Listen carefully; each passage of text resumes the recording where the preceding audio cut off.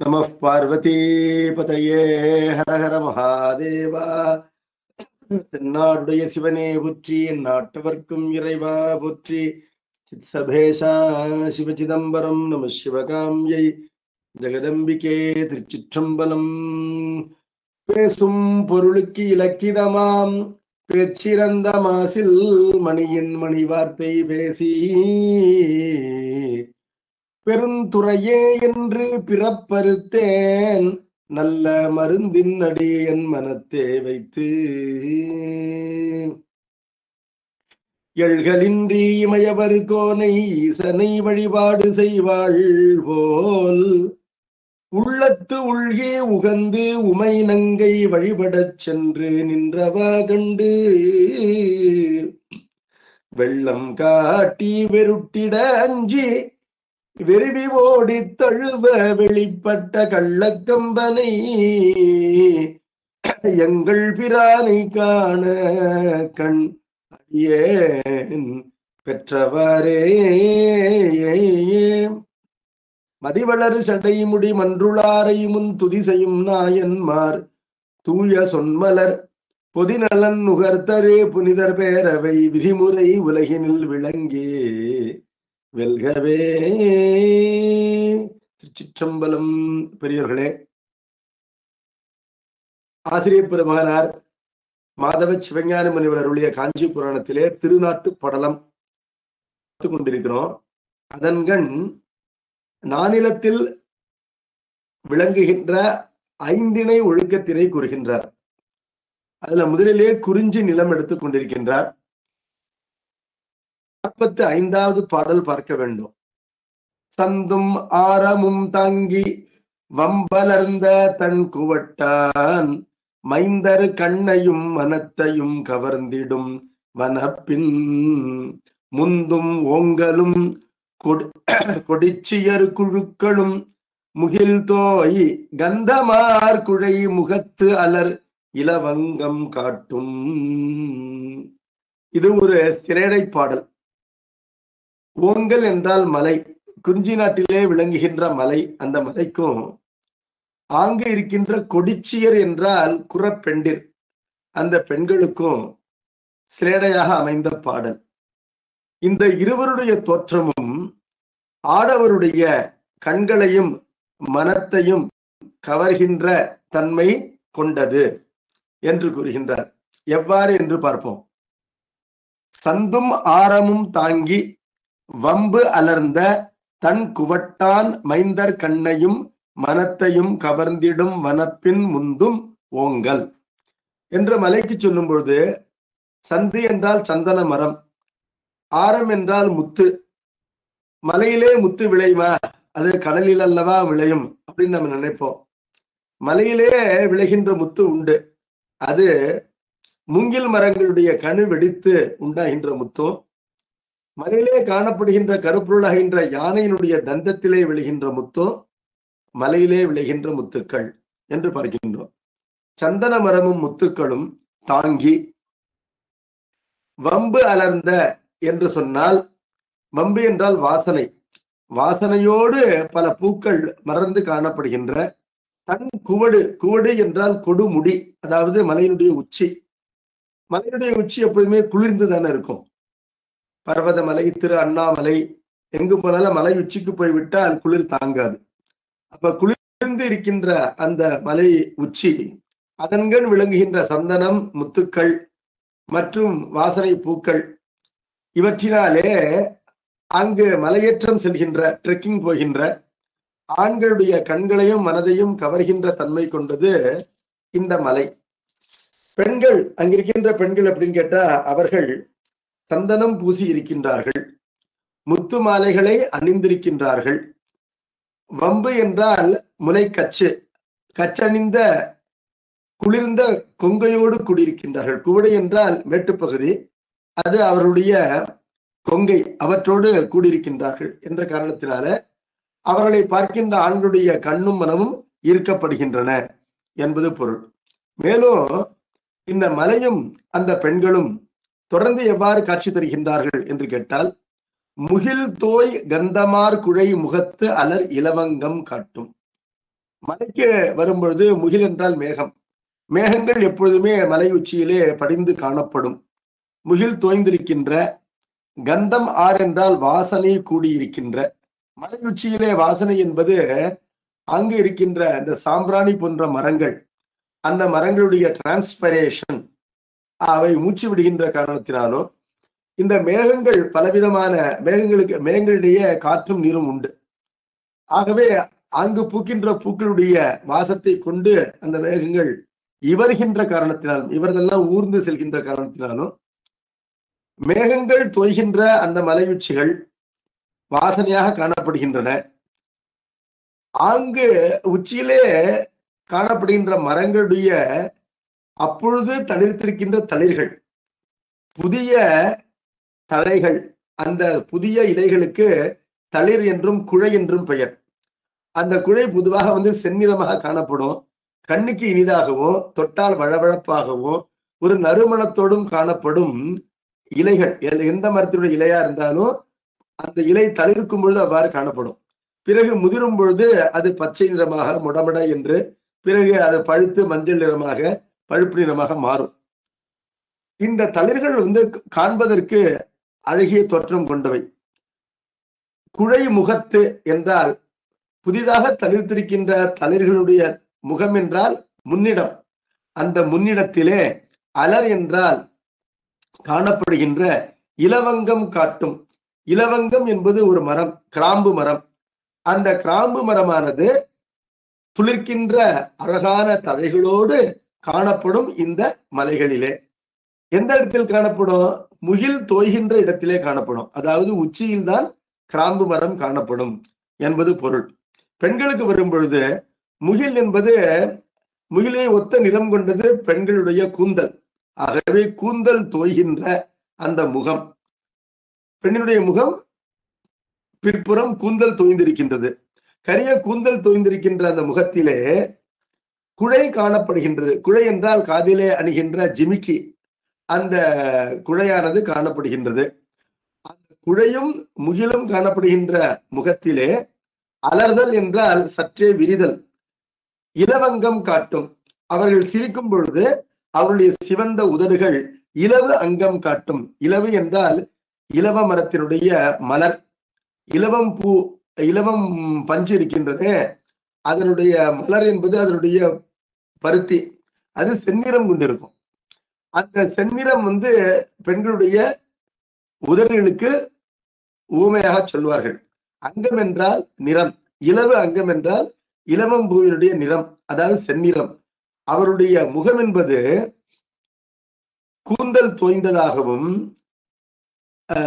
குழை ஆடுகின்ற, அதாவது காதலே அணிந்திருக்கின்ற காதலிகள் ஆடுவதாகவும், சற்றே சிரிக்கும் போது விரிகின்ற சிவந்த இதழ்களை கொண்டதாகவும் உதடுகளை கொண்டதாகவும் அவர்கள் முகம் விளங்கும் என்று பெண்களுக்கு வரும்போது பொருள்படும். ஆகவே இந்த பாடலிலே சொல்லப்பட்ட எல்லா செய்திகளும் அந்த குறிஞ்சி நிலத்திலே காணப்படுகின்ற மலைகளுக்கும் அங்கு வாழ்கின்ற குற மகளிருக்கும் பொதுவாக சிறடையாக சொல்லப்பட்டன. இந்த இருவருடைய எழிலும் ஆடவருடைய மனத்தையும் கண்ணையும் கவரும் என்ற செய்தியும் சொல்லப்பட்டது. அடுத்த பாடல் 46வது பாடல். கொங்கை ஏந்திய ஆண்களும் அவன, கொம்புடைய துங்க வேங்கையின் குலமெல்லாம் அவன, பால் சுரந்து பொங்கு நீடு சேவினங்களும் அவன, வான் புனலை அங்கண் வெட்டு உணும் ஒற்றை தாள் எகினமும் அவன. அவன என்றால் அவன், அங்கு காணப்படுவன என்பது பொருள். என்பது பலவின்பால் அற்றிணை, அந்த பலவின்பால் வினைமுற்று விகுதி, குறிப்பு வினைமுற்று விகுதி, அங்கு இருக்கின்றன என்பது பொருள். அவன் என்றால் அவ்விடத்திலே.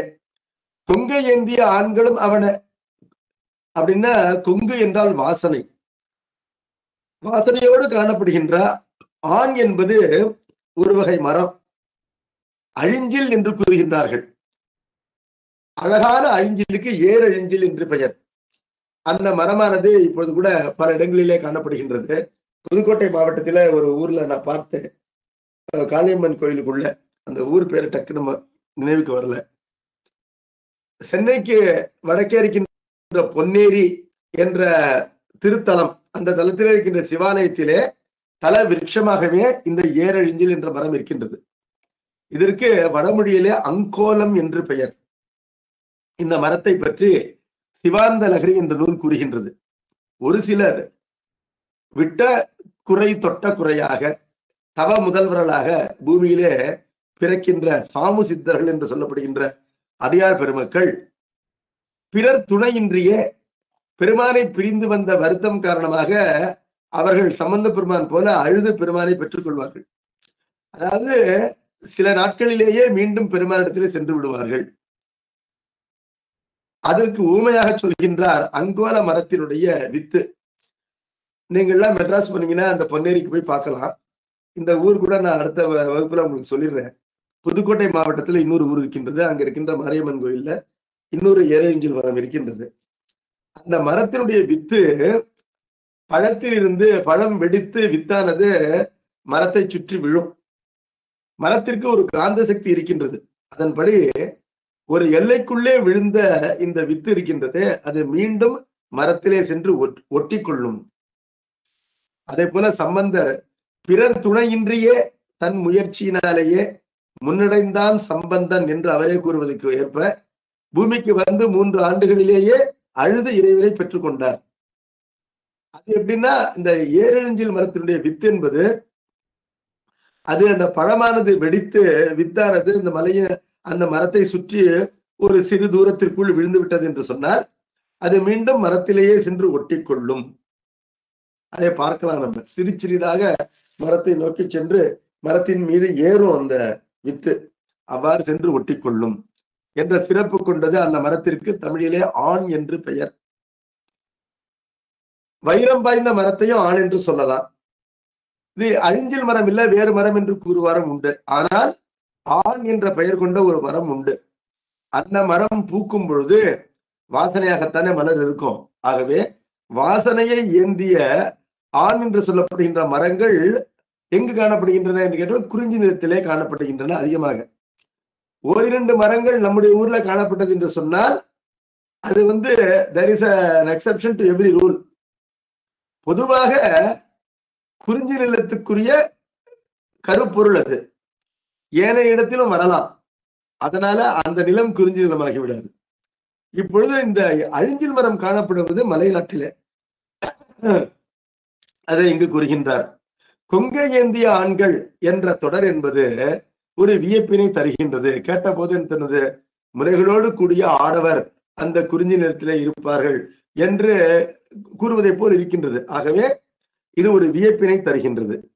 கொம்பு உடைய துங்க வேங்கையின் குலமெல்லாம் அவன. கொம்பு என்றால் கிளை, வேங்கை என்பது ஒரு மரம். நம்ம ஏற்கனவே பார்த்துட்டோம், கனி என்ற பெயர் கொண்ட மரம்.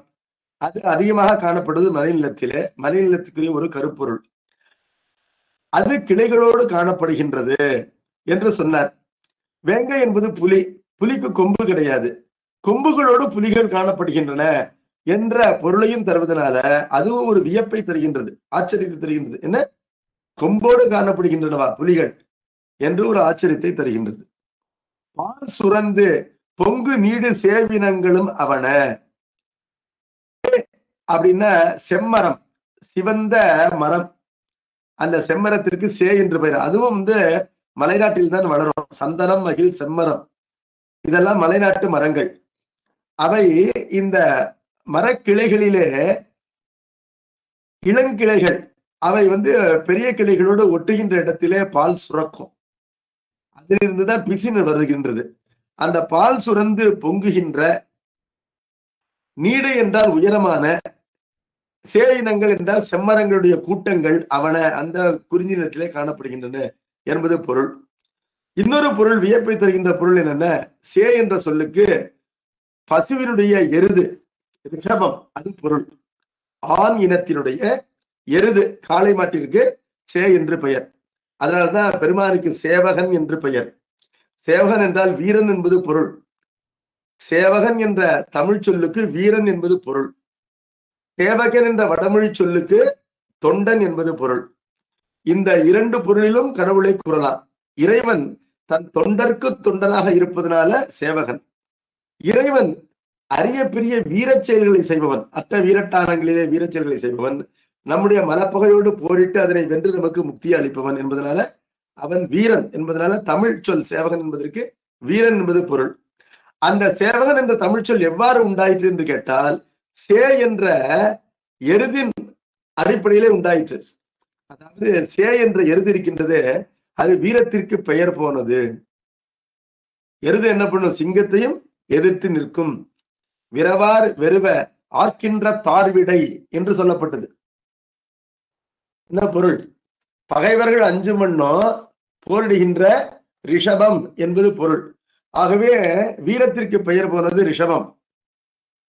அதனுடைய தன்மையை தான் கொண்டவன் என்ற காரணத்தினாலே வீரர்களுக்கு சேவகர்கள் என்று பெயர். இப்பொழுது இந்த சே என்றால் ரிஷபம், அது பால் சுரந்து பொங்குகின்ற மடியினை கொண்டிருக்கின்றது என்ற வியப்பினை இந்த தொடர் தருகின்றது.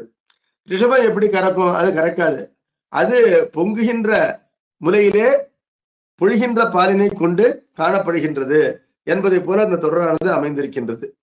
வான் புனலை அங்கன் வெட்டுணும் ஒற்றைத்தாள் எகினமும் அவன. எகினம் என்ற சொல்லுக்கு இரண்டு பொருள். புளிய மரம் ஒரு பொருள், அன்ன பக்ஷி இன்னொரு பொருள். வான் புனல் என்று சொன்னால் உயரத்திலே இருக்கின்ற மேகத்திலே காணப்படுகின்ற நீர். அந்த நீரினை ஆசைப்பட்டு பருகுவதற்காக உயர வளர்கின்றன புளிய மரங்கள். அதாவது புளிய மரம் என்பது பொதுவாக மலைநாட்டு கருப்பொருள் அன்று. அங்கு இருக்கு அப்படின்னு சொன்னா அந்த புளிய மரத்திற்கு நீர் அதிகம் தேவை. அப்பொழுது அது என்ன பண்ணுது? மலையில மேகங்களிலே நீர் இருக்கின்றது என்பதனால தனக்கு தேவையான நீரை உண்பதற்கு அது உயரமாக வளர வேண்டும். மருத நிலத்திலே வளர்வதை போல அது வளர முடியாது. அதுக்கு நீர் தேவை என்பதனால என்ன பண்ணும்? நீர் வேண்டி உயரமாக வளர்ந்து அந்த மேகத்திலே வாய் வைத்து நீரினை பருகும் என்பது ஒரு கற்பனை. ஆகவே மலைநாட்டிலே காணப்படுகின்ற புளிய மரம் இருக்கின்றது, அது உயர வளரும் என்பது பொருள். அந்த புளிய மரத்தினுடைய ட்ரங்க் தூறு இருக்கின்றது, அது ஒன்றாக இருக்கும். ஒற்றை தாள் என்று சொன்னார். அதனுடைய ட்ரங்க் ஒன்றுதான், கிளைகள் தான் மேல போய் பலவாக பிரியுமே தவிர அதனுடைய பெரிய பராரை என்று சொல்லப்படுகின்ற தூறு ட்ரங்க் ஒன்றாக இருக்கும். எகினம் என்றால் அன்னபட்சியும் கூட. அன்னபட்சி என்று கொண்டோம்னா அதுக்கு வியப்பு பொருள் வருகின்றது. என்ன பொருள்னா, அன்னபட்சி என்பது பாலோடு நீரை கலந்தால் நீரை விரும்பாது பாலை மட்டும் பிரித்து பருகுகின்ற இயல்பு கொண்டது. ஆனால் ஒரு அன்னபட்சி ஒற்றை காலில் இருந்து வேகத்திலே இருக்கின்ற நீரை விரும்பி உண்கின்ற அந்த காட்சியை இது தருகின்றது என்று ஒரு வியப்பு பொருளையும் அந்த தொடர் தருகின்றது. அன்னபட்சிக்கு ரெண்டு கால். இங்கு ஒற்றைத்தாள் எகினம் என்றதுனால ஒரு கால் கொண்ட அன்னபட்சி என்பது ஒரு வியப்பு. அன்னபட்சி பாலை தான் உண்ணும், இது நீரை உண்கின்ற அன்னபட்சி, வேட்டு அது விரும்பி உண்கின்ற அன்னபட்சி என்பதனால அது ஒரு வியப்பு. இப்படிப்பட்ட வியப்புகளோடு கூடியது அந்த குறிஞ்சி நிலம் என்று ஒரு கவிதை சிறப்பாக இங்கு கூறுகின்றார். அடுத்த 47வது பாடல். அடுத்தது ஒரு வியப்பு பாடல். எப்படின்னா, ஆனெல்லாம் ஒரு கன்னியை மணப்ப வானனையும் கோணை வெங்கைகள் யாட்டினோடு உறவு கொண்டு ஓங்கும் பேணு சேவினம் சிங்கமேல் ஏறிடும் பிழையாது எண்ணினார் புலி எகினங்கள் இடபத்தை விழுங்கும் அப்படின்னு சொன்னார். ஆனெல்லாம் ஒரு கன்னியை மணப்ப, ஆடவர் எல்லாரும் ஒரு பெண்ணையே மணக்கின்றார்கள். அப்படிப்பட்ட அற்புதமானது அங்கு நிகழ்கின்றது. வான் அணையும் கோணை வேங்கைகள், வானத்திலே பாய்கின்ற ஆற்றல் மிகுந்த புலிகள் யாட்டினோடு உறவு கொண்டோங்கும், ஆடுகளோடு நட்பு கொண்டு காணப்படும். புலிகள் எங்கேயாவது ஆடுகளோடு நட்பு கொண்டு காணப்படுமா? இங்கு காணப்படும். பேணு சேவினம் சிங்கமேல் ஏறிடும், பேணப்படுகின்ற காளைகள், ஆனினங்கள், ரிஷபங்கள் சிங்கத்தின் மேல் ஏறி அமரும். பிழையாது எண்ணினார் புலி ஈனங்கள், தவறாமல் வலிமையினோடு விளங்குகின்ற எகினங்கள் என்று சொன்னால் அன்ன பட்சிகள் இடபத்தை விழுங்கும். ரிஷபத்தையே சாப்பிட்டுடும், மாட்டையே எது சாப்பிட்டுடும்? அன்ன பட்சி சாப்பிட்டுடும். என்று இது பொருள்படுகின்றது. இப்படி எல்லாம் கூட நடக்குமா அப்படின்னு வியப்பா இருக்குது. ஆனா கன்னி என்று சொல்லப்பட்டது கன்னி ராசி, ஆடு என்று சொல்லப்பட்டது மேஷ ராசி, சிங்கம் என்று சொல்லப்பட்டது சிங்க ராசி, இடபம் என்று சொல்லப்பட்டது ரிஷப ராசி. இந்த ராசிகள்லாம் எங்க இருக்கின்றன கேட்டா ஆகாயத்திலே இருக்கின்றன. அதாவது கிழக்கிலிருந்து மேற்கு வரை இந்த வானத்தை, இந்த ஹொரைசன் சொல்லப்படுற வானப்பரப்பினை ஒரு அரை வட்டம், அந்த அரை வட்டத்தினை 12ஆக பிரித்தால் 12 கிழக்கிலிருந்து மேற்கு வரையிலும் மேஷம், ரிஷபம், மிதுனம், கடகம், சிம்மம், கன்னி, கடைசியில மீனம் வரையிலும் இருக்கின்ற 12 ராசிகள். இந்த 12 ராசிகளில் தான் அன்றாட சூரியனானவன் சஞ்சரித்துக் கொண்டிருக்கின்றான். இப்பொழுது மலை உச்சியிலே காணப்படுகின்ற ஆண் என்று சொல்லப்படுகின்ற அழிஞ்சில் மரங்கள்லாம் அந்த வானத்திலே கன்னிராசி இருக்கின்ற இடத்திலே சென்று பொருந்துகின்றன அப்படின்னு பொருள் கொள்ளணும். மணப்ப என்றால் பொருந்துகின்றன. அழிஞ்சில் மரங்கள் எங்கு சென்று சேர்கின்றன கேட்டா அந்த வானமாகின்ற அரைவட்டத்திலே கன்னிராசி காணப்படுகின்ற திசை மேஷம், ரிஷபம், மிதுனம், கடகம், சிம்மம், கன்னி என்றால் கிட்டத்தட்ட பாதி உச்சிவானத்திலே சென்று முட்டுகின்றன என்று கொள்ள வேண்டும். அப்புறம் வானனையும் கோண வேங்கைகள் அப்படின்னா வானத்தை சென்று முட்டுகின்ற வேங்கை மரங்கள் ஆட்டினோடு உறவு கொண்டு ஓங்கும் அப்படின்னா வானத்திலே மேஷராசி இருக்கின்ற இடம், மேஷராசி தான் முதல் ராசி. ஆகவே கிழக்கே காணப்படுகின்றன அப்படின்னு அர்த்தம். பேடு சேவினம் சிங்கமேல் ஏறிடும் என்றால் செம்மர சே என்றால் செம்மரம், அந்த செம்மரங்கள் எல்லாம் சிங்கராசி இருக்கின்ற இடத்துக்கு சென்று தாவும். பிழையாது ஏறினார் புலி எகினங்கள். எகினம் என்பது புளிய மரம் என்று சொன்னேன். சென்ற பாட்டிலே வந்த பொருள் தான் இந்த பாட்டிற்கும். ஆகவே அந்த புளிய மரங்கள்லாம் இடவராசி இருக்கின்ற இடத்தை விழுங்கும் என்றால் மறைக்கும் என்பது பொருள். அவை நன்றாக அகலமாக படர்ந்து பறந்து வளர்கின்ற காரணத்தினாலே வானத்திலே ரிஷபராசியை பார்க்க முடியல. அந்த ரிஷபராசி இருக்கின்ற இடத்தை புளிய மரங்கள் வளர்ந்து மறைத்து விட்டன. ஏற்கனவே மலையில் இருக்கின்ற புளிய மரங்கள் உயர வளரும் என்று சொல்லிவிட்டார். ஆகவே அவை வானத்தை சென்று முட்டி அந்த ரிஷபராசி இருக்கின்ற பகுதி செக்மெண்ட் காணப்படாமல் மறைத்து விட்டன என்பது அதனுடைய நேர்மையான பொருள் என்று பார்க்கின்றோம். அடுத்தது 48வது பாடல்.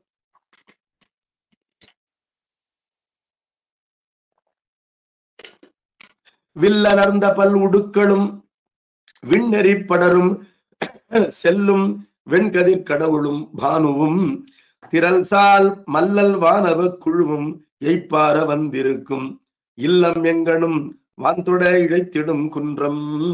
குன்றம் என்றால் அந்த குறிஞ்சி நாட்டு மலை இருக்கின்றது. அது வான்தொட ஆகாசத்தை தொடும் வண்ணம் எங்கனும் எல்லா இடத்திலும் இல்லம் இழைத்திடும் வீடுகளை உண்டாக்கி வைக்கும் அப்படின்னு அர்த்தம் வருது. என்னையா அது மலை உச்சியில காணப்படுகின்ற எல்லா இடங்கள்லையும் ஆகாயத்தை தொடுகின்ற அளவிற்கு உயரமான வீடுகளை இந்த மலைகளே உண்டாக்கி வைக்கும்னு அர்த்தம் வருது அப்படின்னா, இல்லம் என்பது தேற்றா மரம். அந்த மரத்திற்கு இலக்கியத்திலே பெயர் தேற்றா மரம் என்று ஒரு மரம். அந்த மரமானது மலை உச்சியிலே காணப்படுகின்றது. அது மலை உச்சியிலே காணப்படுவதோடு மட்டுமல்லாமல் அந்த உச்சியிலிருந்து உயரமாக வளர்கின்றது. ஆகவே வானத்தை போய் தொடுகின்றது என்பது பொருள். அது இல்லம் என்பதனால அது யாருக்கு இல்லம் அப்படின்னு கேட்டா, ஆகாச மார்க்கமாக போகின்றவர்களுக்கெல்லாம் ரெஸ்ட் எடுக்க வேண்டாமா? பூமியில கார்ல போயிட்டே இருக்கிறோம், 2 மணி நேரம் 3 மணி நேரம் டிராவல் பண்ணோம்னா என்ன பண்றோம்? ஒரு ஹோட்டல்ல பார்க் பண்ணிட்டு கொஞ்ச நேரம் 5 நிமிஷம் 10 நிமிஷம் ரெஸ்ட் எடுத்துக்கிட்டு டீ காஃபி சாப்பிட்டு பிஸ்கட் சாப்பிட்டுட்டு பேசிட்டு இருந்துட்டு அப்புறம் புறப்படுறோம். அது போல வான மார்க்கமாக செல்பவர்களும் ரெஸ்ட் எடுக்க வேண்டாமா? அப்ப அவங்க ரெஸ்ட் எடுக்கிறதுக்கு இல்லம் போல இந்த தேற்றா மரங்கள் அமைகின்றன. யாரெல்லாம் ரெஸ்ட் எடுக்கிறார்கள் அப்படின்னு கேட்டா, வில் அலர்ந்த பல் உடுக்களும். வில் என்றால் ஒளி, ஒளியினை உமிழ்கின்ற எண்ணிக்கையில் அதிகமாக இருக்கின்ற, பல் என்றால் பல, உடு என்றால் நட்சத்திரம், நட்சத்திரங்களும், விண்ணெறி படரும் செல்லும். நெறி என்றால் மார்க்கம், ஆகாய மார்க்கமாக படர்ந்து செல்கின்ற, செல் என்றால் மேகம், மேகங்களும், வெண்கதிர் கடவுளும், வெண்மையான கிரணங்களே உமிழ்கின்ற கடவுளாகின்ற திங்களும், பானுவும் என்றால் பகல் நேரத்திலே சூரியனும், திரள்சால் மல்லல் வானவ குழுவும், திறமை பொருந்திய வளப்பமான, அதாவது அஃப்ளூயன்ட் அர்த்தம், வெரி ரிச், பூமியில தான் ஏழைகள் உண்டு, பணக்காரர்கள் உண்டு. சொர்க்கத்துல ஏழைகளே கிடையாது, எல்லாருமே கோடீஸ்வரர்கள் தான். இந்திரன், சந்திரன், வருணன், மித்ரன், வாயு எல்லாருமே பெரிய பெரிய பங்களா தான் வச்சிருப்பாங்க. ஆகவே அவர்கள் மல்லல் வானவ குழு என்று சொல்லப்பட்டார்கள். Very affluent people. அந்த திறமை மிகுந்த பணக்காரர்களாக இருக்கின்ற தேவர்களும் எய்ப்பார இருக்கும் இல்லம், அவர்கள் ஓய்வெடுப்பதற்காக தங்குகின்ற இல்லத்தினை வானம் முழுவதும் இந்த குன்றமானது உண்டாக்கி வைத்திருக்கின்றது என்று சொன்னார். இல்லம் என்பது தேற்றாமரத்தை குறிக்கின்ற ஒரு சொல் என்று பார்க்கின்றோம். இப்பொழுது இந்த நம்ம இன்றைக்கு பார்த்த பாடல்கள் எல்லாவற்றிலும் இந்த குறிஞ்சி நிலத்துக்குரிய கருப்பொருள்கள் எல்லாம் வந்திருக்கிறத பார்க்கிறோம். சந்தனம், ஆரம் ஆகிய கருப்பொருள்கள், ஓங்கல் அப்படின்னு சொன்ன அந்த நிலமுதற் பொருள், கொடிச்சீர் என்று சொல்லப்படுகின்ற அங்கு காணப்படுகின்ற மக்கள், அதுக்கப்புறம் அங்கு காணப்படுகின்ற மரங்களாகின்ற கருப்பொருள், அழிஞ்சில் மரம், வெங்கை மரம், செம்மரம், எகின மரம் என்று பார்த்தோம். அது போல இல்லம் என்ற தேற்றாமரம், குன்றம் என்ற நில முதற் பொருள் ஆகிய இவையெல்லாம் இந்த பாடல்களிலே ஆசிரியர் நமக்கு பயன்படுத்தியிருக்கின்றார். அதாவது திணை ஒழுக்கத்தை குறிக்கும் பொழுது ஒவ்வொரு திணையும் ஒரு மேட்ரிக்ஸ் நான் சொன்னேன், 3 கோஆர்டினேட்ஸ் உண்டு. அந்த 3 அடையாளங்களிலே ஒன்றோ அதற்கு மேலோ உள்ள அடையாளங்களை கவிஞன் உச்சரிக்க வேண்டும். அப்பொழுதுதான் அந்த பாடல் எந்த துணைக்குரியது என்பதை வரையறுக்கலாகும். ஆகவே இந்த திணை ஒழுக்கத்தை இங்கு காட்டுகின்றார். அடுத்த பாடல் பார்ப்போம். தணிகை மலையை குறித்த ஒரு பாடல், 49வது பாடல். போது முன்றினும் போது செய் காவி சூழ் பொறுப்பும் மேதகும் தமிழ்க்கு எல்லையாம் வெங்கட வரையும் காதல் பூப்ப அத்தாணி கொண்டு அருமுக கடவுள் கோது நீத்து அரசாட்சி செய் குறிஞ்சி அக்குறிஞ்சி. எல்லா குறிஞ்சியும் தொண்டை நாட்டு குறிஞ்சி ஆகிவிடுமா? குறிஞ்சி என்றால் மலைநிலம். மலைநிலம் என்பது எல்லா நாடுகளிலும் இருக்கின்றது, சோழ நாட்டை தவிர. ஆனா எல்லா நாட்டு குறிஞ்சியும் தொண்டை நாட்டு குறிஞ்சி போல் சிறந்த குறிஞ்சியாக என்பதை சொல்லுவதற்காக முருகப்பெருமான் அரசாட்சி செய்கின்ற குறிஞ்சி அந்த குறிஞ்சி. எந்த குறிஞ்சி? தொண்டை நாட்டு குறிஞ்சி. ஏனைய குறிஞ்சிகளே அவ்வாறு சொல்ல முடியாது என்பதனால தொண்டை நாட்டு குறிஞ்சியே உயர்ந்தது என்பது எவ்வாறு கூறுகின்றார்? அக்குறிஞ்சி என்று அந்த சொல்லும் பொழுது பாடலை படிப்பவர்கள் அதை உயர தூக்கி உரத்த குரலிலே கூறுகின்ற வகையிலே அந்த பாடல் அமைந்திருக்கின்றது.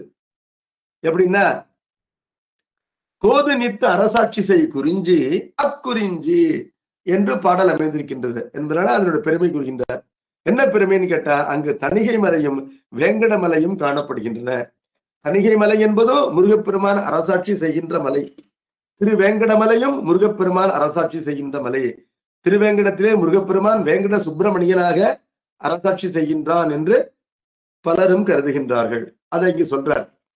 அதுல தணிகை மலையினுடைய சிறப்பை எப்படி சொல்றார் அப்படின்னு கேட்டா, போது முன்றிலும் போது செய் காவி, 3 போதுகளிலும் காலை, நண்பகல், மாலை என்ற 3 போது.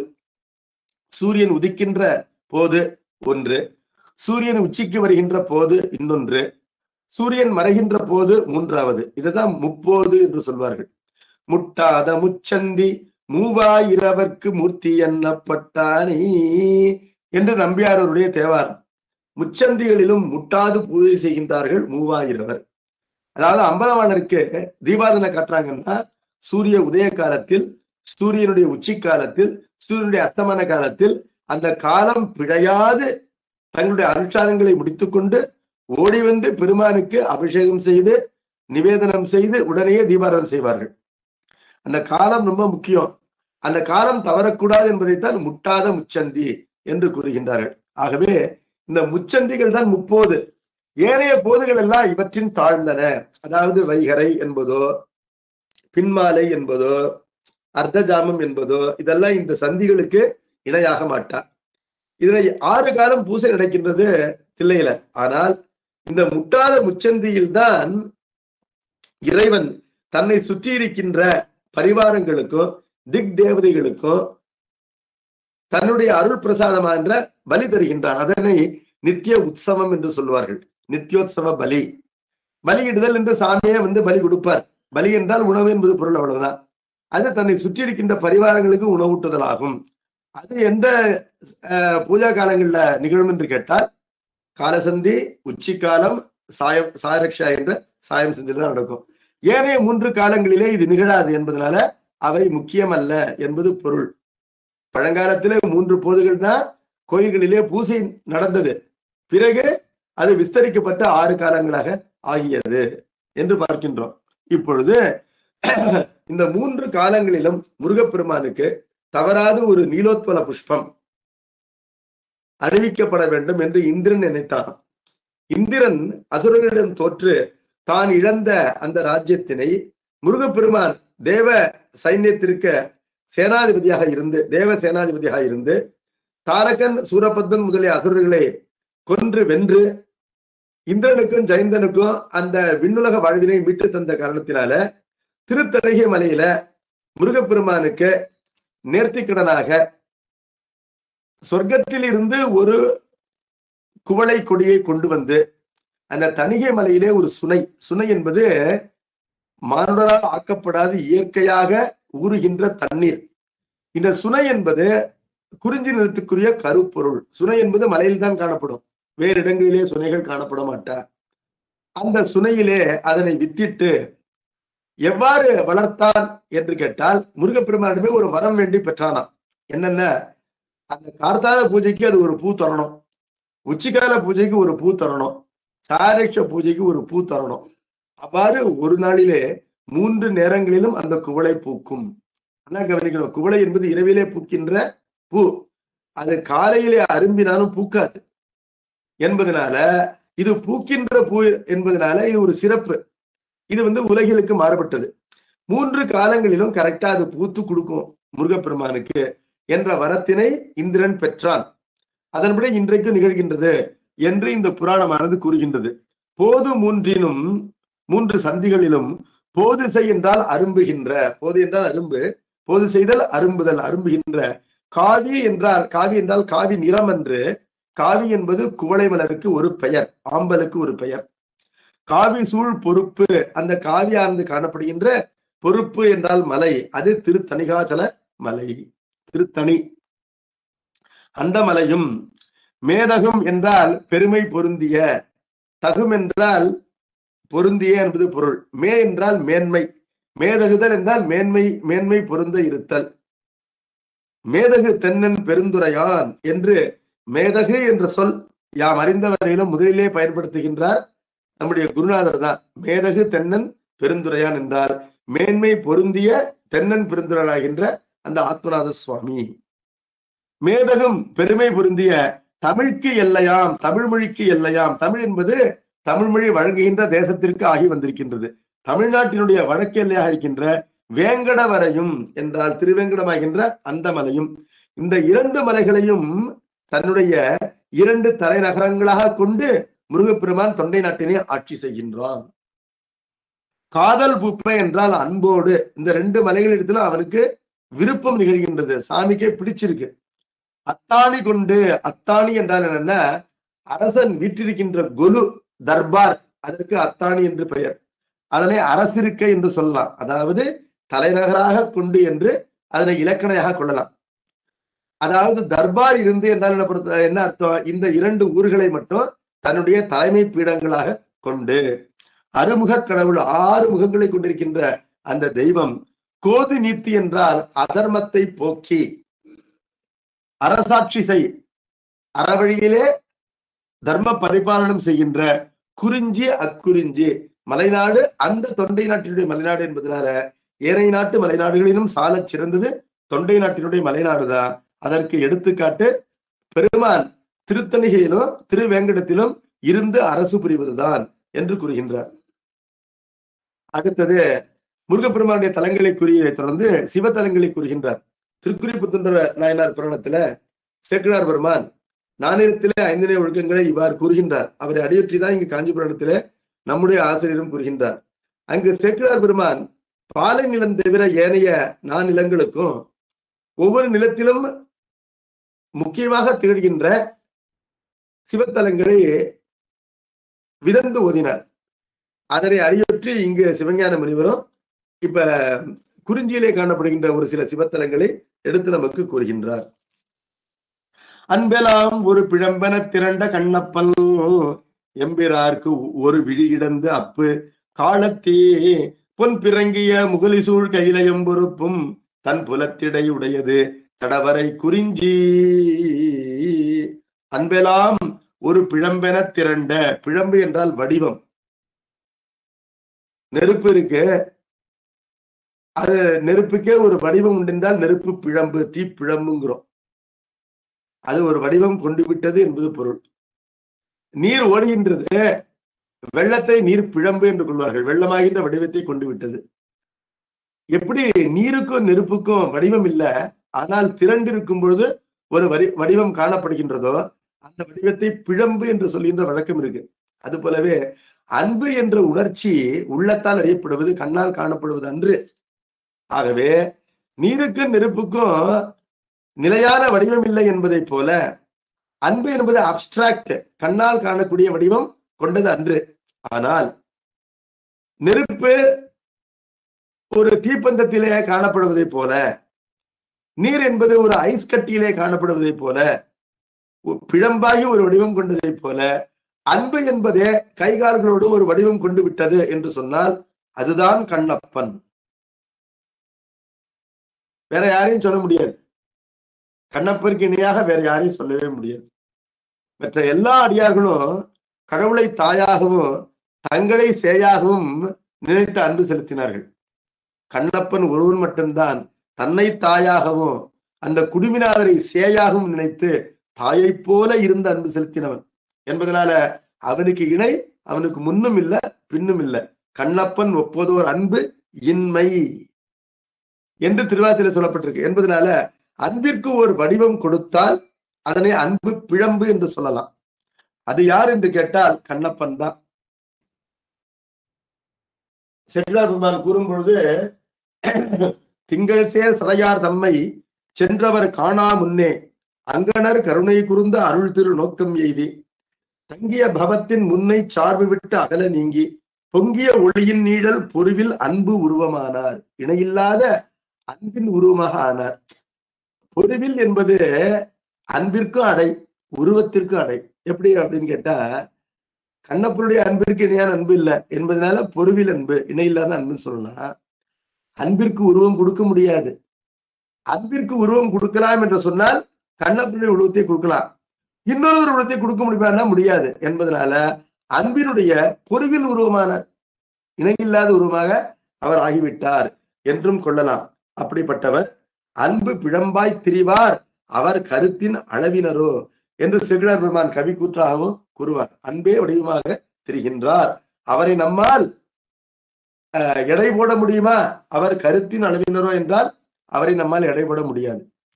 சிவகோச்சரியாருக்கு பெருமான் கண்ணப்பரை அறிமுகப்படுத்தும் பொழுது, கண்ணப்பரை வைத்துக்கொண்டு அறிமுகப்படுத்தல, கண்ணப்பரை பற்றி எடுத்து சொல்லும் பொழுது அவனுடைய வடிவெல்லாம் நம்பக்கல் அன்பு.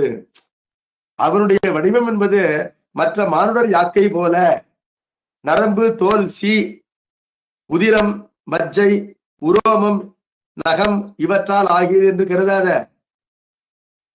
ஒரு சர்க்கரையால் ஆகிய மிட்டாய், அது மான் மிட்டாயா இருந்தாலும் மயில் மிட்டாயா இருந்தாலும் அது முழுவதும் சர்க்கரையால் ஆனது. அவ்வாறே தேன் மிட்டாய் தேனால் ஆனது. பனியினால் ஆகிய ஒரு பொம்மை பனியினாலேயே ஆகியது என்பதை போல கண்ணப்பன் அன்பினாலேயே ஆனவன் என்று கூறுகின்றார்.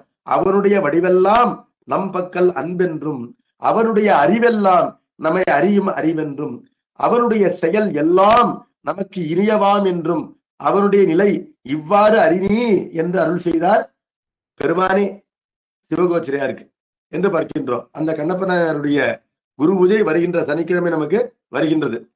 அந்த பெருமானை இங்கு நம்முடைய சிவஞான முனிவர் நமக்கு நினைவூட்டுகின்றார் குரு பூஜை தொடர்பாக. அன்பெல்லாம் ஒரு பிழம்பென திரண்ட கண்ணப்பன் எம்பிரார்க்கு ஒரு விழி இடந்து அப்பு காலத்தி. ஒரு விழியினை இடந்து அப்பினான் அப்படின்னார். அவன் இன்னொரு விழியை இடந்து அப்ப முனையும் பொழுது பெருமானால் தரிக்க முடியவில்லை. தரித்திலர் தேவதேவர் நில்லு கண்ணப்ப என்று தடுத்து விட்டார் என்பதனால வலது கண்ணிலே தனது வலது கண்ணை எடுத்து அப்பினதோடு கண்ணப்பருடைய தொண்டானது நிறைவு பெற்றது என்பதை குறிக்கின்றார். எம்பிராருக்கு ஒரு விழி இடந்து அப்பு காலத்தி, அந்த காலத்தி இருக்கின்றதே அது பொன் பிறங்கிய முகலிசூழ் கைலையும் பொறுப்பு. கைலையை விட உயர்ந்தது காலத்தி. என்ன காரணம்னா கைலையில எத்தனையோ அருவிகள் பாய்கின்றன, அவையெல்லாம் வெள்ளி போல மிளிரும், அது வெள்ளியம் பொறுப்பு என்பதனால. ஆனால் அதே தட்சிண கைலாசமாகின்ற காலத்தி இருக்கின்றது, அதனை சுற்றி ஓடுகின்ற பொன் முகலி என்பது சொர்ண முகலி, அது தங்கமாக விளிர்ந்து கொண்டு ஓடும் என்பதனால பூமியிலே இருக்கின்ற இந்த தெற்கு காலத்தி இருக்கின்றதே, பூலோக கைலாசம் தட்சிண கைலாயம் இருக்கின்றது திருக்காலத்தி மலை, இது வடகைலையை போல வெள்ளி அருவி சுற்றி சூழ்கின்ற மலை என்று, வெள்ளியும் பொறுப்பன்று. இது பொன்மயமான பிறங்குதல்னா பிரகாசித்தல், பொன்னாக ஒளிகின்ற முகலியாகின்ற ஆறு சூழ்கின்ற கைலை என்று சிறப்பினை, வேறுபாட்டு சிறப்பினை கூறினார். இது கைலை என்பது எவ்வாறு தெரிகின்றது அப்படின்னு கேட்டா, ஒரு புராண கதையில வாயுதேவனுக்கும் ஆதிசேடனுக்கும் ஒரு முறை ஒரு போட்டி வந்த பொழுது, நான் எதனையும் பேர்த்து விடுவேன்னு வாயு சொல்ல, உன்னால் பேர்க்க முடியாமல் நான் காத்து விடுவேன் என்று ஆதிசேடன் சொல்ல, கையிலையும் பொறுப்பினை ஆதிசேடன் தன்னுடைய 1000 படங்களாலும் பற்றி கொண்டு மூடினான். அப்பொழுது வாயுதேவன் மிகவும் பிரயாசைப்பட்டு அந்த கைலை மலையில இருக்கின்ற 3 பெருங்கற்களை மட்டும் தூக்கி விட்டான் தன்னுடைய காற்றினாலே. அவ்வாறு தூக்கிய அந்த கற்கள் பறந்து பூமியிலே வந்து விழுந்தன. அவ்வாறு விழுந்ததிலே ஒன்று காலத்தி, இன்னொன்று திருச்சிராபுரம் என்ற திருச்சிராப்பள்ளி மலை, இன்னொன்றுதான் திருநல்லூர் என்று சொல்லப்படுகின்ற அந்த தலம். ஆகவே இந்த திருக்காலத்தி என்பது தட்சிண கைலாசம் என்று சொல்லப்படுகின்றது, திருநல்லூர் மற்றும் திருச்சிராபுரத்தோடு சேர்த்து. அதனால இதனை கைலேயம் பொறுப்பு. ஆனால் ஒரு வேறுபாடு, இது பொன்மயமான பொன்முகலை என்ற ஆற்றினாலே சூழப்பட்டிருக்கின்றது, ஒரு வேறுபாடு. புலத்திடை உடையது. புலம் என்றால் நிலம், இடம், வரைப்பு, எல்லை. தன்னுடைய ஏரியாக்குள்ள வச்சிட்டு இருக்கிறது எது? தடவரை குறிஞ்சி, உயர்ந்த மலைகளோடு கூடிய இந்த குறிஞ்சி நிலம் இருக்கின்றது, இந்த காலத்தி மலையினாலே சிறப்புற்று விளங்குகின்றது என்று சொன்னார். வேறு என்ன தலங்கள் இருக்கின்றன அந்த குறிஞ்சியிலே என்று பார்த்தால், நாவல் மன்னவர்க்கு இறந்து சோரளித்திடு நம்மான் தேவியோடு அமர் திருக்கச்சூர் திரு இடைச்சுரமும் பாவகாரியர் எய்தொனா கழுகுசூழ் புறம்பும் மேவர திகழ் குறிஞ்சியின் பெருமை யார் விரிப்பார். நாவல் மன்னவர், திருநாவலூருக்கு மன்னவராகின்ற நம்பியாரூரர், அவருக்கு பெருமான் இறந்து என்றால் இல்லந்தோறும் உச்சிப்போதிலே சென்று பிச்சை எடுத்து சோரளித்திடும், அளித்திடு என்பது காலங்கறந்த பெயரச்சம். இந்த லீலையானது ஒவ்வொரு வருடமும் செய்கின்றார்கள். இப்பொழுதும் பெருமான் அவ்வாறு செய்வதாக போய் பார்க்கலாம் என்று பொருள். நம்மான் என்றால் நமக்கு தலைவன், நமக்கு இனியவன். எத்தனையோ தெய்வங்கள் இருந்தாலும் நமக்கு இனிய தெய்வம் என்பது முக்கட்பெருமான் தான். அந்த நம்மான் தேவியோடு அமர் என்றால் கருணையே வடிவாகின்ற திருவுருள் சக்தியோடு சேர்ந்து காணப்படுகின்ற திருக்கச்சூர் என்ற ஆலக்கோயில். திருக்கச்சூரில மலைமேல் மருந்தாக இருக்கின்றான் பெருமான். மலைக்கு கீழே ஆலக்கோயிலிலே, ஆலக்கோயில் ஆலமரத்தின் கீழ் மூலஸ்தானத்திலே திருக்கச்சூரிலே காட்சி தருகின்றான். திரு இடைச்சுரம் நோக்கி நம்பியாரூரர் வருகின்றார். திருக்கழுக்குன்றம், திருவிடைச்சுரம் இவற்றையெல்லாம் தரிசித்துக் கொண்டு காஞ்சிபுரத்தை நோக்கி வரும்பொழுது திருக்கச்சூர் இடையிலே வருகின்றது. திருக்கச்சூருக்கு வந்து செல்கின்ற நேரத்திலே பரிஜனங்கள் பின்னால் வருகின்றார்கள். உச்சி போதாகிவிட்டது. நம்பியாரூரர் பசி தாங்க மாட்டார் என்ற உண்மையை அறிய வேண்டும். அவர் என்ன சொல்றாரு, திருக்குறுகாவூரிலே பெருமான் இவருடைய பசியை அறிந்து திருக்குறுகாவூருக்கு இவர் வருகின்ற வழியிலே புதிய சோறும் அந்த ஒரு குளமும் கொண்டு அமர்ந்திருக்கின்றார். வேதியர் வடிவத்திலே சிவாயனமே என பேசிக் கொண்டிருக்கின்றார். அப்பொழுது பசித்திருக்கின்றீர், இளைத்திருக்கின்றீர், வாடி இருக்கின்றீர், இந்த தயிர் சாதத்தை உண்டு தண்ணீரை பருகி தூய்மை செய்து சற்று உறங்கலாமே என்று ஒரு அழகான பந்தல், குளிர்ந்த பந்தல், அப்பூதரிகளுடைய தண்ணீர் பந்தலை போல பெருமானுடைய பந்தல். பெருமானுடைய பந்தலை விட சிறந்ததாக அப்பூதரிகளுடைய பந்தல் இருந்திருக்க வேண்டும். என்ன காரணம்னா, நம்பியாரூருக்கு பந்தலோடு பெருமான் வந்ததுக்கு முன்பாகவே அவர் பந்தலிட்டு இருக்கிறார். அப்பொழுது அப்பர் பெருமான் அந்த பந்தலிலே தங்கி ஆசுவாசப்படுத்திக் கொண்டார். அந்த அப்பர் பெருமான் இப்பொழுது திருக்கையிலே இருக்கின்றார் என்பதனால அந்த பந்தலை பற்றி பெருமான் அவரிடம் அறிந்து, நாவலூர் மன்னருக்கு திருக்குறுகாவூரிலே ஒரு பந்தலோடு வந்த பொழுது அப்பூதடிகள் அமைத்த பந்தலை போன்று ஒரு பந்தலை அமைத்திருப்பார் என்று கொள்ளலாம். அந்த பந்தலோடு வந்து பெருமான் காட்சி தந்தார்.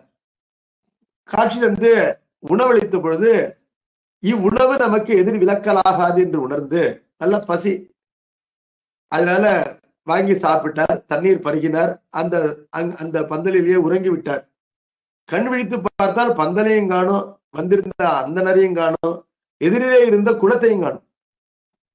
அப்பொழுதுதான், இத்தனை ஆமாற்றி அறிந்திலேன் எம்பெருமான் பித்தனே என்றுமே பேசுவார் பிறரெல்லாம், முத்தினே மனிதனே மாணிக்கம் உழைத்திருந்த வித்தனே குருகாவூர் வெள்ளடை நீயன்றே என்ற பதிகத்தில பாடும்பொழுது, பாடுவார் பசி தீர்ப்பாய் பரவுவார் பிணி களைவாய் என்று உன்னை பாடுகின்ற காரணத்தினாலே என்னுடைய பசி அறிந்து நீ தீர்க்கின்றாய் என்று பாடினார். அதோடு நிற்கல, ஆவியை போகாமே தவிர்த்தொன்னை ஆட்கொண்டாய், பெருமானை உயிர் போகாம காப்பாத்திட்டியே என்று அதனை உயர்வு நவிர்ச்சியா கூறின்ற காரணத்தினாலே சாப்பாடு போட்ட உடனேயே உயிர் வாழ்ந்ததாக கருதினார். அப்படின்னா அர்த்தம், பசி தாங்க மாட்டார். அப்ப மூவரிலே பசியே இல்லாத நிலையிலே இருக்கின்றவர் தவமுதலாகின்ற சம்பந்தர். எவ்வளவு பசி வந்தாலும் பொறுத்து கொள்ளக்கூடிய தவ ஆற்றல் படைத்தவர் அப்பர் பெருமான். பசி வந்தா அதற்கு உடைந்து போகின்ற எளிமையானவர் நம்மை போன்றவர் நம் குருநாதர் நம்பியாரூரர். அப்பொழுது இறைவன் அவருக்கு நாம் அறிந்தவரையிலும் இருமுறை உணவளித்திருக்கின்றார். முதல் முறை குருகாவூரில உணவளித்த பொழுது ஆவியை போகாமே தவிர்த்தன்னை ஆட்கொண்டா என்று பாடினார். இப்பொழுது பசித்திருக்கின்றார். சமைத்து போடுகின்ற பரிஜனங்கள் பின்னால் வரப்போகின்றன என்பதனால பெருமான் என்ன செய்தார், ஒரு அந்தனர் வேடத்திலே ஒரு பிக்ஷா பாத்திரத்தை எடுத்துக்கொண்டார். தான் எப்பொழுதும் தாங்குகின்ற பிரமனுடைய தலையோடு ஆகின்ற பிக்ஷா பாத்திரத்தையே மண்ணிலே இருக்கின்ற மக்கள் வெறுவாது அஞ்சாது இருக்கின்ற வகையிலே வேறொரு விற்றோடாக அதனை மாற்றி அந்த ஊரிலே இருக்கின்ற இல்லந்தோறும் சென்று இறந்தாராம். இல்லந்தோறும் சென்று ஏன் இறந்திருப்பார் என்று அடியேன் சிந்திக்கின்றேன். ஒவ்வொரு வீட்டிலையும் போய் இன்னைக்கு உங்க வீட்டுல என்ன ஸ்பெஷல்னு கேட்டிருப்பார். ஒரு வீட்டுல சொல்லியிருப்பாங்க வாழைப்பூ வடை என்று சொல்லிருப்பாங்க, அதுல ஒரு 4 போடுங்க அப்படின்னு கேட்டு வாங்கிட்டு இருப்பாரு. இன்னொரு வீட்டுல சொல்லியிருப்பாங்க பலாப்பழ பாயசம்னு சொல்லியிருப்பாங்க, சரி அதுல கொஞ்சம் போடுங்க என்று கேட்டு வாங்கி கொண்டிருப்பார். இவ்வாறு அந்த ஊரிலே இல்லந்தோறும் அன்றைக்கு மெனுல எது ஸ்பெஷல் ஐட்டமோ அதுவாக கேட்டு தன்னால் ஆட்கொள்ளப்பட்ட அன்புடை தொண்டனுக்காக பெரும் கருணையோடு பெருமான் உச்சி போதிலே பலிக்கு இறந்து அந்த சொற்றினை கொண்டு வந்து கொடுத்தாராம். கொடுப்பதற்கு முன்பாக என்ன சொல்லிட்டு போறாரு, உங்களுக்காக நான் பிச்சை எடுத்துட்டு வரேன், நான் வரத்துக்குள்ள நீ எங்கேயாவது கம்பி நிட்டிடாத, நான் சீக்கிரம் வந்துடுறேன், இங்க இருந்து நீ உண்ண வேண்டும் என்று அவரை கட்டி போட்டு விட்டு அன்பினால் கட்டி போட்டு விட்டு சென்றிருக்கின்றார். அவர் இவ்வாறு இறந்து கொண்டு வந்த சோறு என்பது நம்பியார் ஒரு உண்ணவும், அங்க வந்து சேர்ந்த பரிஜனங்கள் அன்றைக்கு சமைக்கவே தேவையில்லை என்ற அளவிற்கு அவர்கள் எல்லோரும் பகிர்ந்து உண்ணவும், அந்த அற்புதத்தை கண்டு அங்கு வந்து சேர்ந்த ஏனையோரும் உண்ணவும், அது வளர்ந்து கொண்டே இருந்த அந்த அருட்சியை பார்த்து இவ்வாறு செய்யலாமா பெருமானே என்று அந்த கச்சூர் ஆலக்கோயிலும் ஒரு பதிகத்தை உச்சி போதிலே நீ வந்து பலிக்கு விடலாமா, அடியார்கள் வந்து உள்ளம் உருகாரோ கவலைப்படமாட்டார்களா என்று அந்த கொல்லிக்கவான பதிகத்திலே பாடுகின்றார் நம்பியாரூரர் என்று பார்க்கின்றோம். அப்படிப்பட்ட அற்புதம் நிகழ்ந்தது திருக்கச்சூர். அது குறிஞ்சி நிலத்தை சார்ந்த ஒரு தலம் என்பதை இங்கு சிவஞான நமக்கு நினைவூட்டுகின்றார். நாவல் மன்னவர்க்கு இறந்து சோர் அளித்திடு நம்மான் தேவியோடு அமர் திருக்கச்சூர். திரு இடைச்சுரம் சம்பந்தர் பாடினது. பெருமானுடைய அந்த திருமேனி அழகினை வியந்து பாடுகின்றார். குறிஞ்சி பண் பதிகம் எல்லாம் கவனிக்கணும். திரு இடைச்சுரம் குறிஞ்சி நிலம் என்பதனாலேயே அந்த நிலத்திற்குரிய பண்ணை பயன்படுத்துகின்றார் சம்பந்த பெருமான். எப்படி அவர்கள்லாம் அந்த திணையுக்கத்தை போற்றி இருக்கின்றார்கள் என்று பார்க்க வேண்டும். திரு இடைச்சுரத்திற்கும் குறிஞ்சி பண்ணிலே பதிகம், திருச்சிராப்பள்ளிக்கும் குறிஞ்சி பண்ணிலே பதிகம், திரு கழுக்குன்றத்திற்கும் சம்பந்த பெருமான் குறிஞ்சி பண்ணிலே பதிகம் பாடுகின்றார் என்பதெல்லாம் அந்த திணை ஒழுக்கத்தை புலப்படுத்துகின்றார்கள் என்று பார்க்கின்றோம். திரு இடைச்சுரம். அடுத்தது பாவ காரியர் எய்துனா கழுகு சூழ் புறம்பு. அன்றாடம் வேதங்களே கழுகு வடிவத்திலே வந்து பெருமானுடைய உச்சிக்கால நைவேத்தியத்தை உண்டு செல்கின்ற, நிர்மாலயத்தை உண்டு செல்கின்ற அற்புதம் அடியேன் சிறுவனாக இருக்கின்ற வரையிலும் கண்ணால் பார்த்திருக்கின்றேன். இப்பொழுது எப்பொழுதாக வருகின்றதா சொல்கின்றார்கள். அந்த அற்புதம் நிகழ்கின்ற கழுகாச்சலம் என்று கூறப்படுகின்ற திரு கழுக்குன்றம், அந்த வேதமே மலையாக இருக்கின்றது. பெருமானுக்கு வேத கிரீஸ்வரன் என்று பெயர். அங்கும் திருக்கச்சூரிலே மலை மீது ஒரு கோயிலும் நிலத்திலே ஒரு கோயிலும் இருப்பதை போல நிலத்திலே மலை அடிவாரத்திலே பக்தவத்சலேஸ்வருடைய கோயிலானது இருக்கின்றது. அந்த கோயிலிலே நம்முடைய குருநாதருக்கு பெருமான் தந்த காட்டினாய் கழுக்குன்றிலே என்று சொல்லப்படுகின்ற ஆத்மநாத சுவாமியுடைய திருக்கோயிலும் அந்த நிலக்கோயிலே காணப்படுகின்றது. அப்படிப்பட்ட திருக்கழுக்குன்றம். மேவர என்றால் பொருந்த, திகழ் குறிஞ்சியின் பெருமை யார் விரிப்பார்? இந்த குறிஞ்சியுடைய பெருமையை யாரால் விரித்து சொல்ல முடியும்னா அர்த்தம், முழுவதும் சொல்லி முடியாது என்பது பொருள். அடுத்தது பாலை நிலத்திற்கு வருகின்றார். இப்பொழுது ஐந்திணைகளை சொல்லும் பொழுது ஆசிரியர் நானிலங்கள் எவ்வாறு பூமியிலே காணப்படுகின்றன தொண்டை நாட்டிலேன்னு பார்த்தா, மலை, மலையை எடுத்து காணம், காணத்தை எடுத்து வயல், வயலை எடுத்து கிழக்கு நோக்கி செல்ல சமுத்திரம் என்று காணப்படுகின்றது. இப்பொழுது பாலை எங்கு காணப்படும் கேட்டா, பாலை மலை நிலத்திற்கும் முல்லை நிலமாகின்ற காற்றிற்கும் இடையில் காணப்படுமே அல்லாமல் இது வேறு இடத்திலே காணப்படாது என்பதனாலையும் இதனை தொல்காப்பியர் ஆசிரியர் நடுவன் திணை என்று கூறுகின்ற காரணத்தினாலேயும் குறிஞ்சிக்கும் முல்லைக்கும் நடுவிலே பாலையை வைத்து பாடுகின்றார். இவ்வண்ணமே சேக்கிழார் பாடியிருக்கின்றார். அதனை அழியொற்றிதான் இங்கு சிவஞான முனிவர் பாடுகின்றார். ஆனால் சேக்கிழார் பெருமான் பாலைக்கு ஒரு பாடல் தான் வகுத்தார். இங்கு நம்முடைய ஆசிரியர் பாலைக்கு 4 பாடல்கள் கொடுத்திருக்கின்றார். அந்த பாடல்களை பார்ப்போம். பாடலிலும் இவ்வாறு காணப்படுகின்றது என்று கேட்டால், குறாவளித்திடு பாவையை கொங்கு பொன் கொடுத்து பராரை பாடலம் பூந்தளர் பாங்கரின் மணப்ப மராமரத்துளர் வண்டு பண்பாட வன் முருங்கை விராவி வெண்பொறி இறைத்திடும் வியப்பினது உருவால். பாலை நிலமாச்சே, அங்க சந்தோஷம் இருக்காதுன்னு நினைக்காதீங்க. அங்க டெய்லி கல்யாணம் ஆகிட்டே இருக்குது. என்ன காரணம்னா, பாலை என்பது மேலை நாடுகளிலே ஆண்டு முழுவதும் பாலையாகவே இருக்கின்ற பாலை என்று தனக்கென்று ஒரு நிலம் இருக்கின்றது பாலைக்கு. எங்க மேலை நாடுகளில், அரேபியால. அது போல இல்ல தமிழ்நாட்டுல. பாலை என்பது வேனில் முற்றி மழை நின்று போனால் உண்டாகின்ற ஒரு நிலம் என்பதனால இங்கு அந்த நிலத்திலே நிலத்திற்கு உரிய கருப்பொருள்கள் பல உண்டு. அவை யாவைன்னு கேட்டா குறாமரம். இந்த குறாமரம் இருக்கின்றது, இது பூத்து காய்க்கும். காய்ச்சா எப்படி இருக்கும்? அது ஒரு பாவை என்றால் பொம்மை, பொம்மை போல் காணப்படும். எப்படின்னு கேட்டா, கூப்பிய கை பாருங்க, கோனிக்கலா இருக்கு. இதை போல பூத்து உடனேயே காய்த்து விட்டா அது எப்படி இருக்கும்?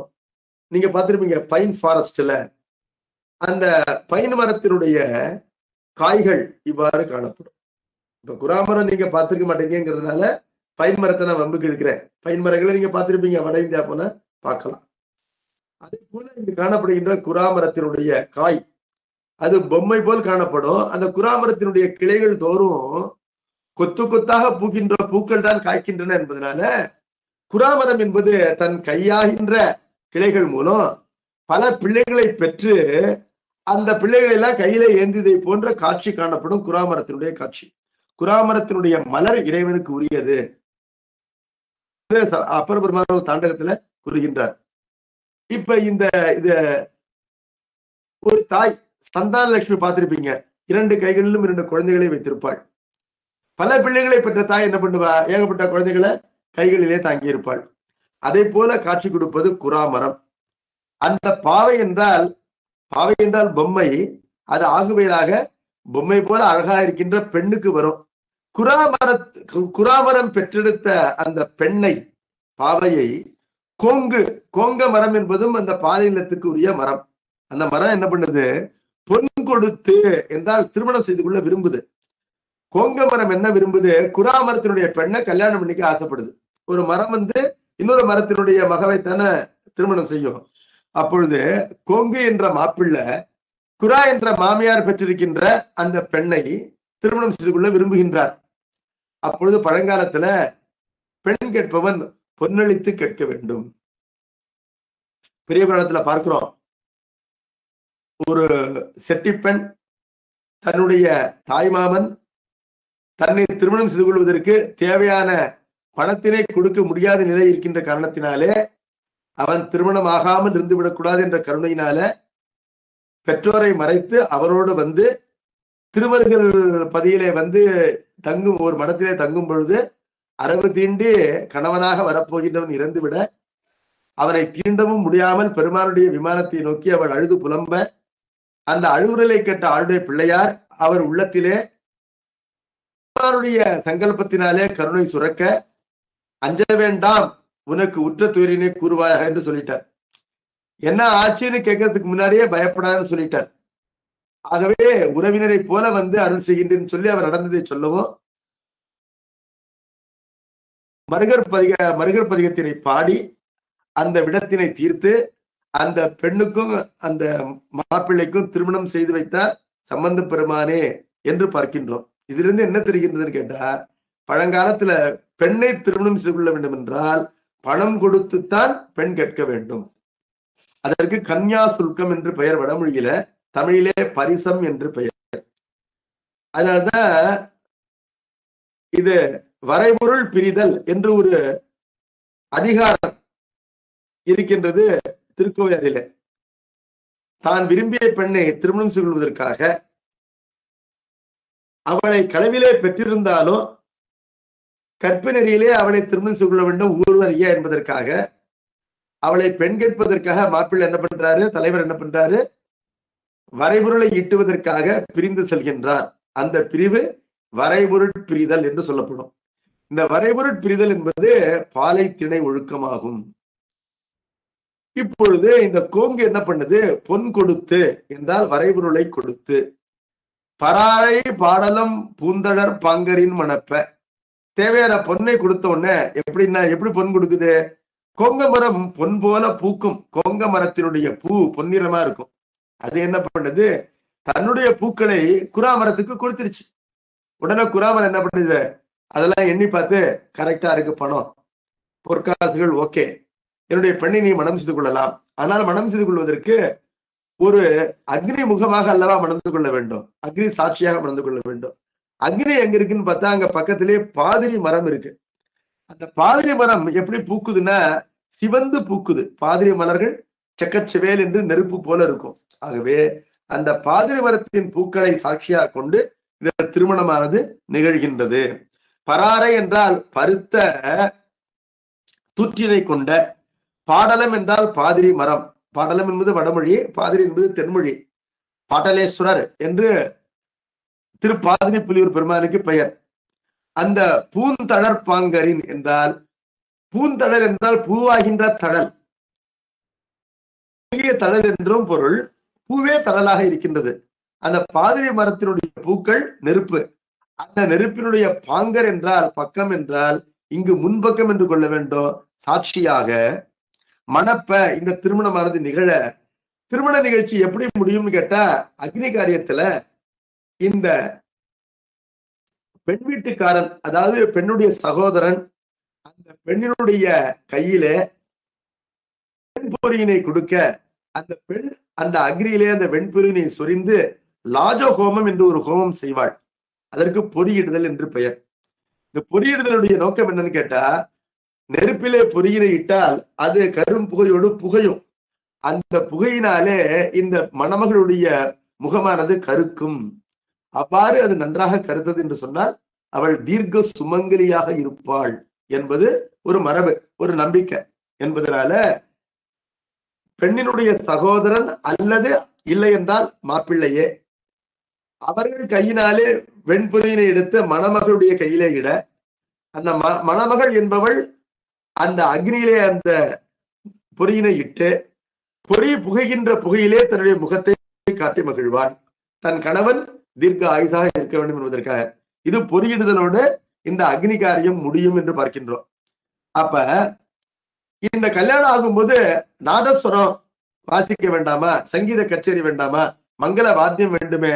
அந்த பாலைவனத்தில எவ்வளவு காசு கொடுத்தாலும் வித்வான் வரமாட்டார். அங்கு இருக்கின்ற வண்டுகளே ஓங்கி பாடுகின்றன பலவிதமான ராகங்களையும். அதுல முக்கியமாக பாலையாழிலே பாடுகின்றன.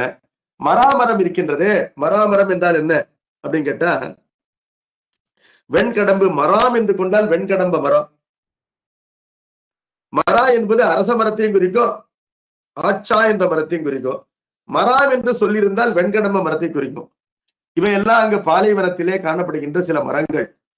அந்த மரங்களிலே இருக்கின்ற பூக்களிலே சுற்றி திரிகின்ற வண்டுகள்லாம் பண்பாட என்றால், கல்யாணம் ஆகும்போது மங்களவாத்தியம் ஒலிக்கும்படியாக அந்த வண்டுகள் பாட. வன் முருங்கை என்றால் வலிய முருங்கை, அதாவது காட்டிலே இருக்கின்ற முருங்கை மரம் என்பது நம்ம வீட்டிலே இருக்கின்ற முருங்கை மரத்தை விட ஸ்ட்ராங்கா இருக்கும். அந்த பாலைநிலத்து முருங்கை மரம் என்பது நம்முடைய வீட்டு முருங்கை மரம் ஈஸியா ஒடியும், அவ்வளவு எளிதிலே ஒடியாத முருங்கை என்பதனால வன் முருங்கை. அது விராவி வெண்பொறி இறைத்திடும். அது வெண்மையான பூக்களை உதிர்க்கும். சிறிய காற்றுக்கு கூட அந்த முருங்கை மரமானது பூக்கள் உதிர்க்கும். அது இந்த திருமணத்திலே பொறியிடுதலை போன்ற காட்சியினை தருகின்றது. இப்படிப்பட்ட வியப்போடு காணப்படுகின்றது அந்த பாலை நிலம் என்ற அதனுடைய இயற்கை எழிலுடைய சிறப்பினை கூறினார். பாலை என்பதனால அது டெஸ்பிகபிள் அன்று, அங்கும் இயற்கையாக இருக்கின்றது என்பதை சிவஞான முனிவர் நமக்கு மிகச் சிறப்பாக எடுத்து காட்டுகின்றார். குராமரத்தினுடைய காயினை பெண்ணாக மனம் கேட்கின்ற இந்த கோங்க மரம் தன்னுடைய பொன்மயமான மலர்களை அளித்து, பாதிரி மரத்தினுடைய பூக்களுடைய அக்னி சாட்சியாக, அருகில் இருக்கின்ற மராமரத்திலே சுற்றித் திரிகின்ற வண்டுகள் பண்பாட, வலிய முருங்கை மரங்களான வெண்மையான அந்த பூக்களை உதிர்க்க, பொறியிடுதலோடு அந்த திருமணமானது நிகழ்கின்றது. இப்படிப்பட்ட காட்சி கொண்டது பாலைவனம் என்று கூறினார். தொடர்ந்து வருகின்ற வகுப்பிலே பார்ப்போம். நம பார்வதி பதையே ஹரஹர மகாதேவா. சித்சபேஷா சிவசிதம்பரம். திருச்சிற்றம்பலம்.